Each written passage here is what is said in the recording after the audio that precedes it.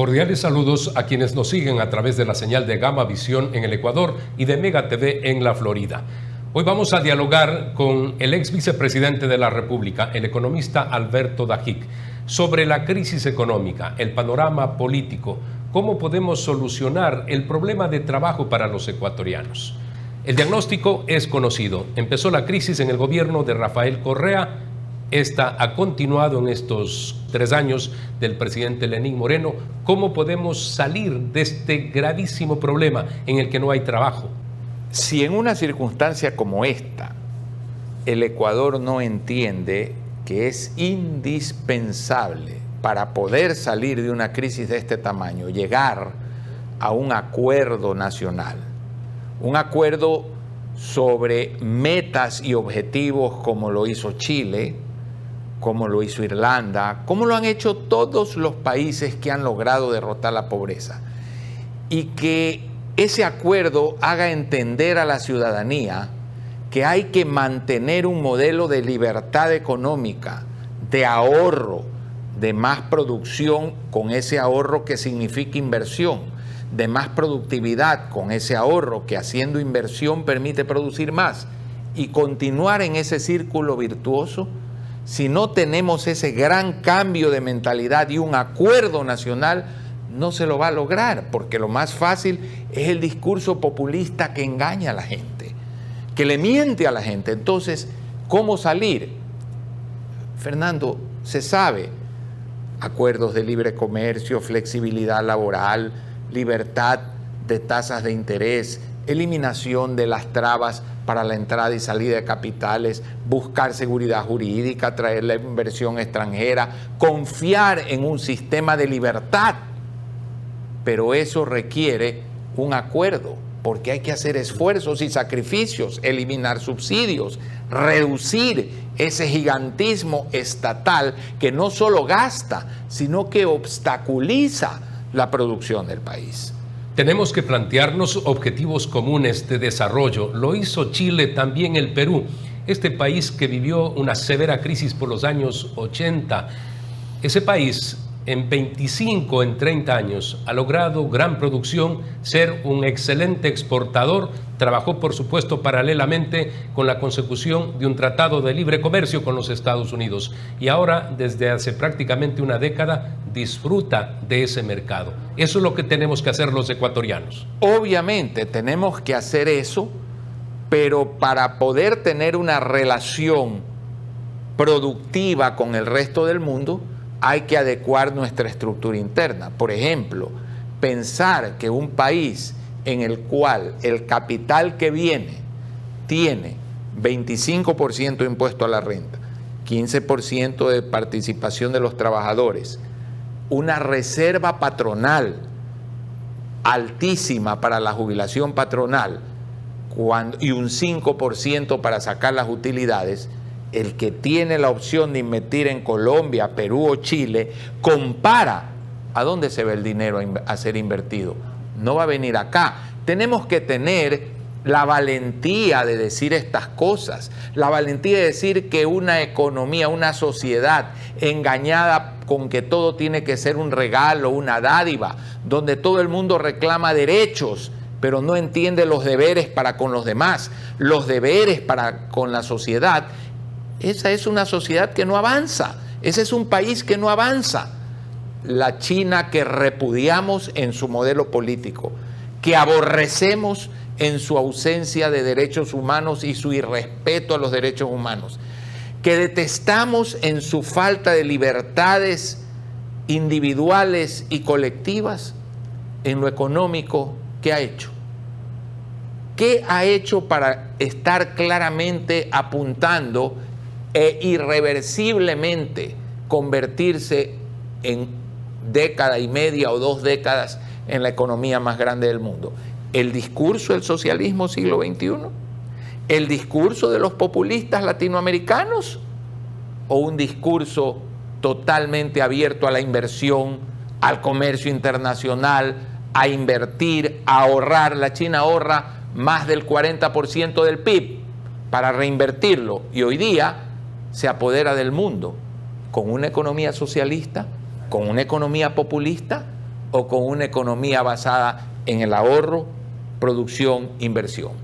Para quienes piensan que de pronto son discursos, sí, de especialistas en la economía, y muchos dicen, ¿por qué no resuelven los problemas ustedes o resolvieron cuando fueron parte de una estructura gubernamental? Pero quiero insistir que si hablamos de China, al que usted se ha referido, partió en el año 1978, hace poco tiempo.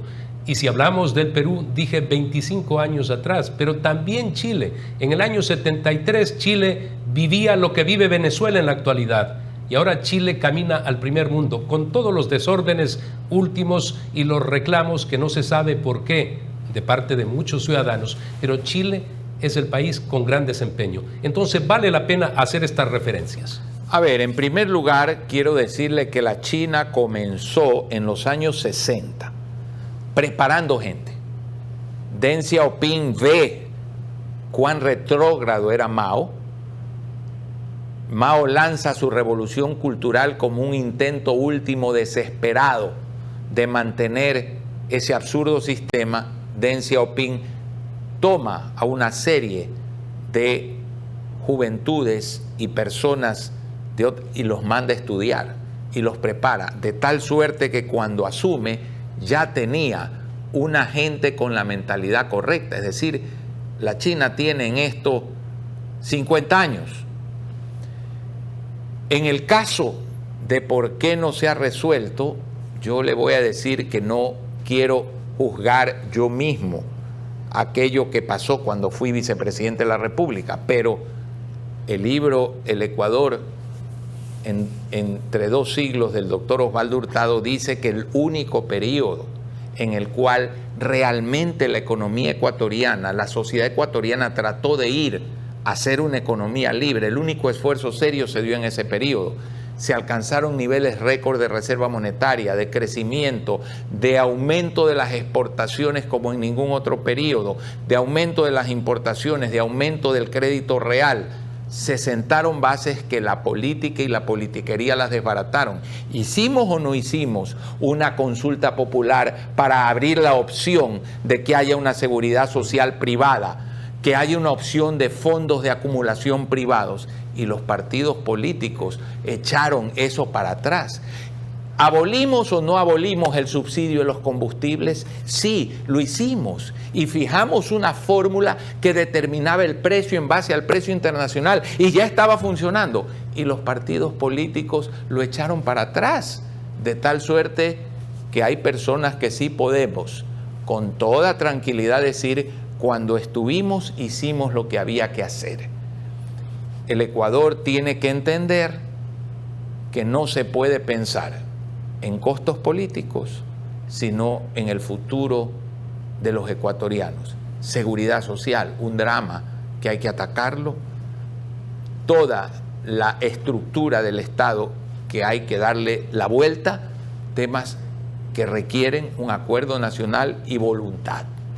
Ese acuerdo nacional se puede lograr a partir, por ejemplo, de esta consulta popular que propone el abogado Jaime Nebot, en donde, entre otros puntos, está precisamente cómo reestructurar la seguridad social del Ecuador. Bueno, en aquel entonces el Partido Social Cristiano, cuando hicimos la consulta el año 94, se opuso. Me alegro que hayan cambiado de opinión, pero ya hemos perdido 25 años. Sin embargo, ahora apoyaría usted esta decisión. Es indispensable la reforma de la seguridad social. Es indispensable la reestructura del Estado. Pero hay que pensar en una nueva constitución. La constitución del Ecuador es un proyecto político. No es una constitución hecha por ecuatorianos. No obedece a nuestra historia. Obedece a unos extranjeros que vinieron a asesorar en cómo montar un sistema político unipartidista, un sistema político absolutista, concentrador de poder, como el de Nicaragua, como el de Venezuela, como el de Cuba, como el de Evo, como el de los Kirchner y ahora de Fernández, que sigue en esa misma línea y que ha hecho que un país de la riqueza de la Argentina esté donde está.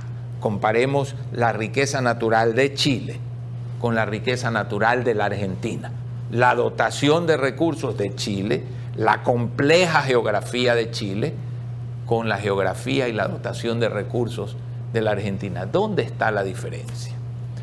Buen ejemplo, porque Argentina efectivamente había alcanzado un nivel de desarrollo y ha hecho lo posible por llegar a ser subdesarrollado, cuando todos creemos lo contrario. Vamos a hacer una pausa comercial. Estamos dialogando con el ex vicepresidente de la República, el economista Alberto Dajic.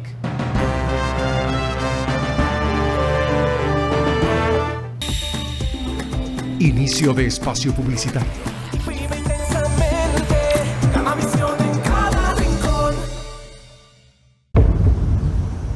Llegó el momento de volver a abrir las puertas a la ilusión, de prender las luces a un futuro mejor. Presentamos Crédito Reactiva de Ecuador, un crédito con fondos del Gobierno Nacional para micro, pequeños y medianos empresarios al 5% de interés. Recíbelo ahora y empieza a pagar en 6 meses, hasta 36 meses plazo. Llegó el momento de reactivar la producción y proteger el empleo. Juntos saldremos adelante. Banco del Pacífico. Guayaquil es la puerta de entrada a Ecuador y a las Islas Galápagos. Una ciudad que brilla, llena de arte, música y entretenimiento.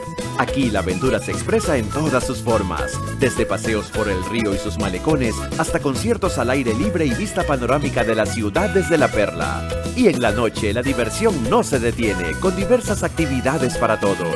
Porque en Guayaquil una experiencia vale más que 1000 imágenes.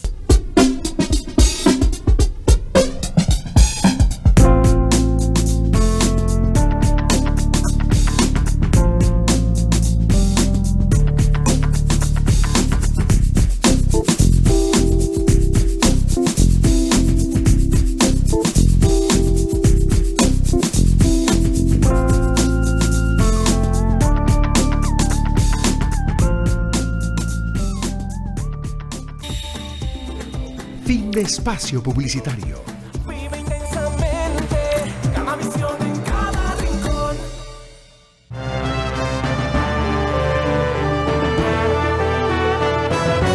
Continuamos el diálogo con el economista Alberto Dajic en Fernando Aguayo, América.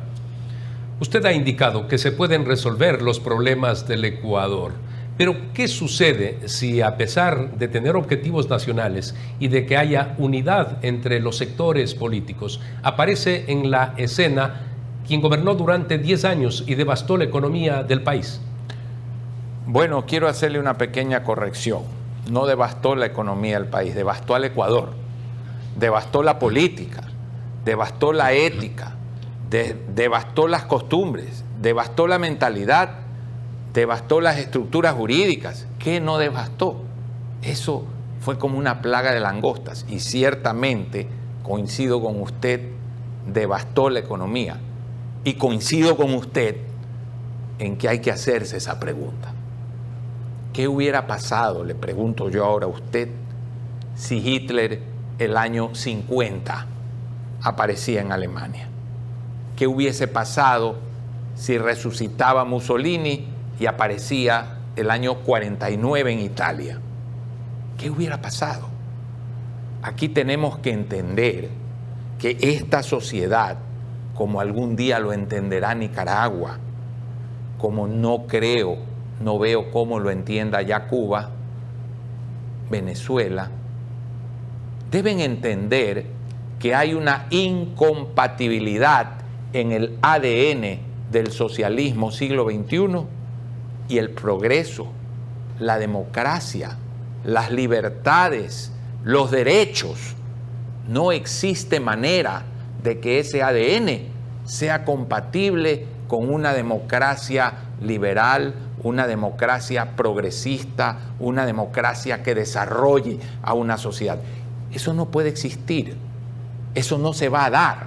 Entonces, usted me pregunta a mí, pero usted sabe la respuesta. ¿Qué puede pasar si aparece ese movimiento, ese grupo, y se toma el poder? Que el Ecuador va a caer en un hoyo más profundo que el que quedó en el año 2017. Es así de simple, porque vendrán corregidos y aumentados. El Ecuador requiere de recursos en un sistema dolarizado. Estos tienen que venir desde afuera, a través de las exportaciones, de inversión o en su defecto de préstamos. Se ha recuperado el mercado internacional del dinero. Igualmente hay que ver cómo se consigue a menos costo, pero con la presencia del socialismo del siglo XXI ya no tendríamos esa facultad, esa posibilidad de un mejor trato con los Estados Unidos. Se dice en la actualidad una muy buena relación entre el presidente Donald Trump y el presidente Lenín Moreno ha posibilitado, por ejemplo, que se abra el mercado de los multilaterales a través del Fondo Monetario Internacional para asistir al Ecuador cuando más necesitaba y necesita. Todo eso se podría perder. Me río.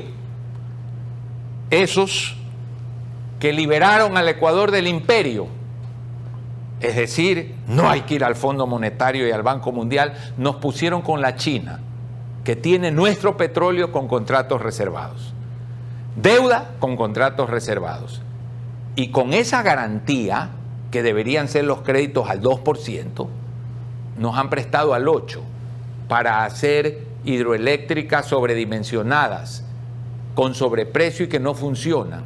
¿Y quién nos ha dado la mano hoy? Ese Fondo Monetario imperialista, entre comillas, y ese Banco Mundial, brazo del imperialismo. ¿Y con qué garantía nos prestan? Sin petróleo. ¿Y a qué tasa nos prestan? 3-4%.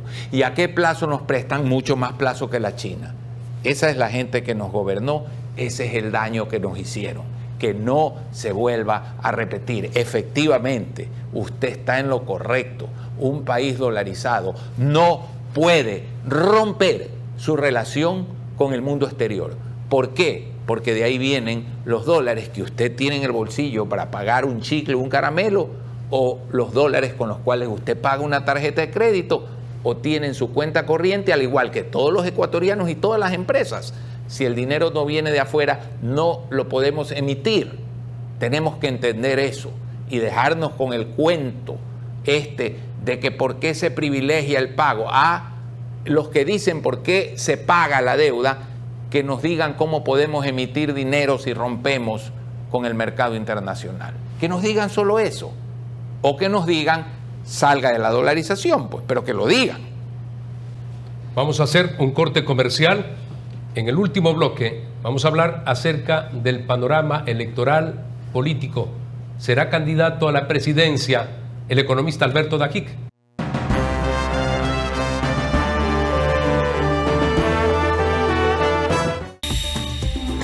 Inicio de espacio publicitario.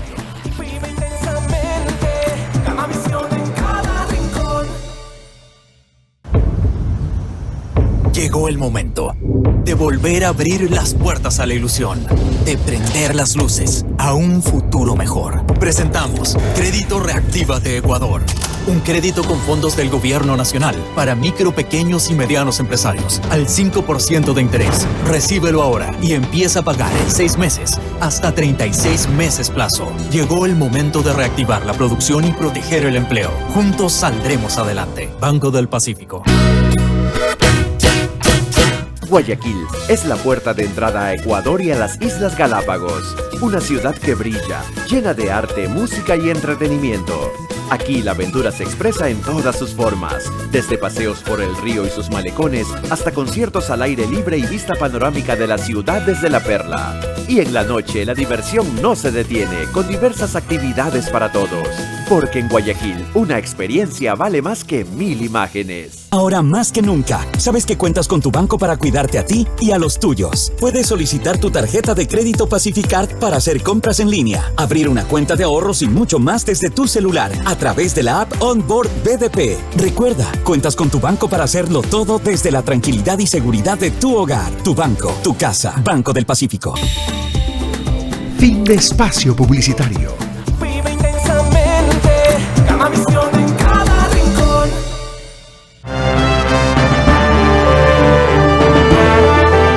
Entramos al último bloque del espacio Fernando Aguayo América. La pregunta para el economista Alberto Dajic. El abogado Jaime Nebot decidió no participar en las próximas elecciones y nunca más, dijo él. le abre las puertas, por ejemplo, a una persona de conocimientos, con experiencia, como el ex vicepresidente Alberto Dajic, para intentar, a través de una candidatura presidencial, llegar al solio presidencial de Carondelet? Desde que he regresado al Ecuador, Fernando, he dado todo mi contingente, experiencia, modestos conocimientos para tratar de orientar a la sociedad ecuatoriana, y creo que ese es mi rol. Yo no tengo un partido político, no estoy en ningún movimiento político, no he hecho actividades que sean compatibles con organizar una estructura, recorrer el país, buscar adherentes. La candidatura a la presidencia de la República supone una estructura.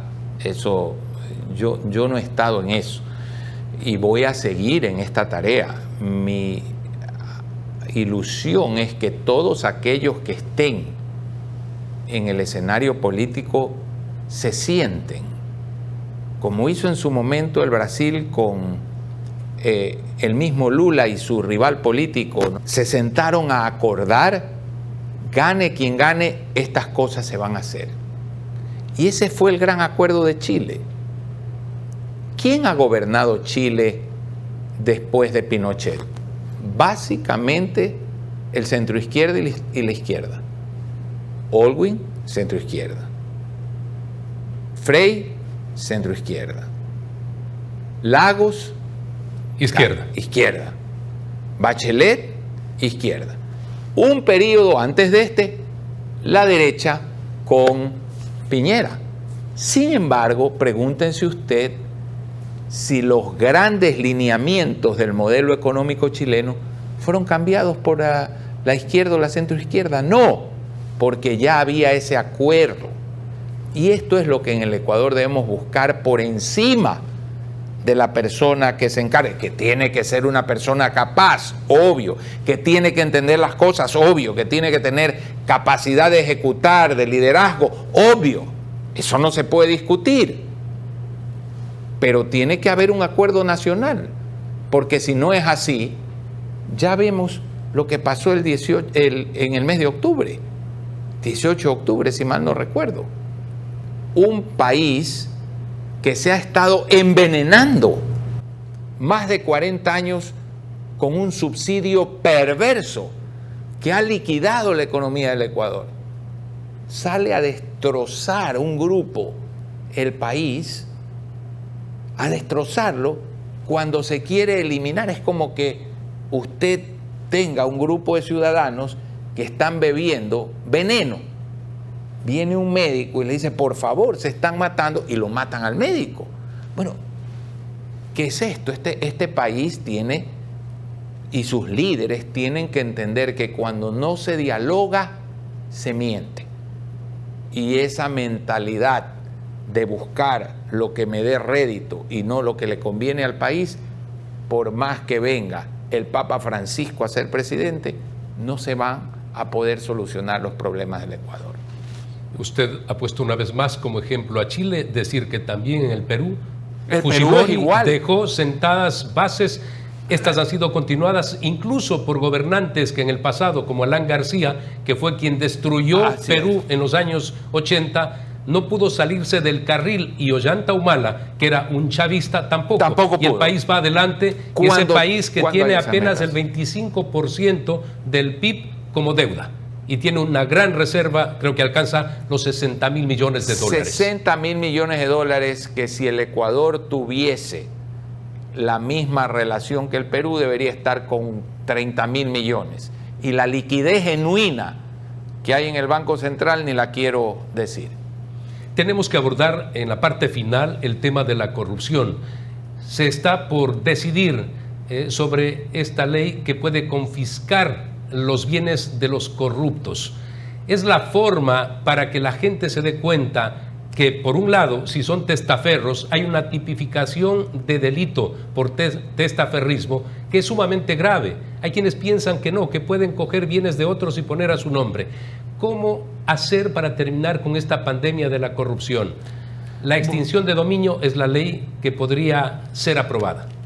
Fernando, lo más importante es que el Estado haga menos contrate menos, que haya más gestión privada y que todo lo que el Estado contrate sea transparente, porque es mejor la medicina preventiva que la medicina correctiva.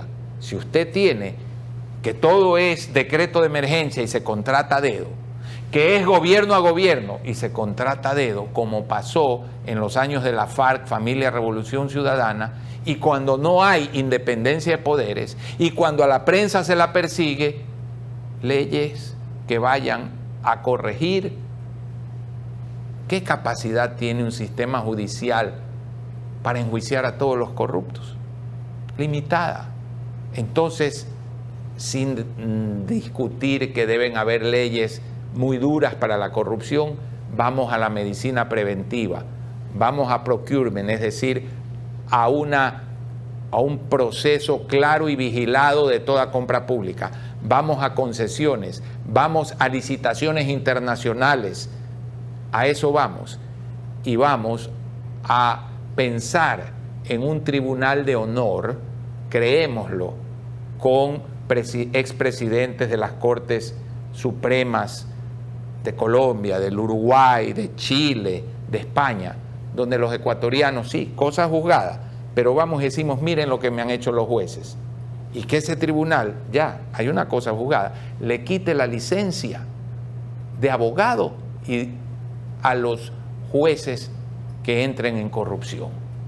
Usted dice, no hay la capacidad para juzgar a tantos corruptos, pero en todo caso tiene que haber severidad en la sanción. De lo contrario, se establece el mal ejemplo. Y yo digo, es doloroso ver que en el Ecuador en los últimos años y a partir del gobierno del señor Correa, ha bajado la media de los corruptos. Antes de pronto tenían más años, ahora a los 20 quieren tener todo.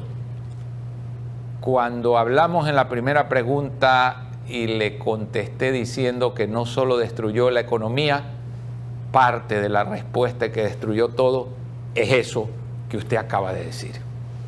El cronograma electoral continúa. El 7 de febrero son las elecciones presidenciales. Hay quienes dicen que podría participar Rafael Correa como vicepresidente, al estilo de Argentina con la señora Cristina Fernández. Pero la justicia lo tiene procesado, tiene una sentencia, tiene que ser ratificada una segunda para que así no pueda participar. Este antecedente ya lo tuvo también el Brasil. Lula da Silva pretendió inscribir su candidatura, tenía ya 2 sentencias y sus niveles de popularidad eran altos, pero la ley electoral decía que a través de la ley de ficha limpia no puede participar como candidato alguien que ha tenido 2 sentencias. ¿Pasará lo mismo ahora con Rafael Correa? Veremos qué pasa en el sistema judicial ecuatoriano, veremos qué pasa en el Consejo Nacional Electoral. No tengo una bola de cristal, yo no hablo aquí de una o tal persona. Yo digo, si vuelve ese movimiento político, es como si el nacionalsocialismo, su ideología, hubiese vuelto en el año 50 a Alemania. ¿Estaría Alemania donde está hoy? No. Economista Alberto Dajig, muchas gracias por haber estado en este inicio en Gamavisión del programa que empezó hace 12 años en la ciudad de Miami, en Mega TV, luego de que fueron confiscados los medios de comunicación en los que yo laboraba aquí en el Ecuador. Igualmente, durante 6 estuvimos en un colega canal aquí en la ciudad de Guayaquil. Ustedes tienen una cita la próxima semana en Fernando Aguayo, América.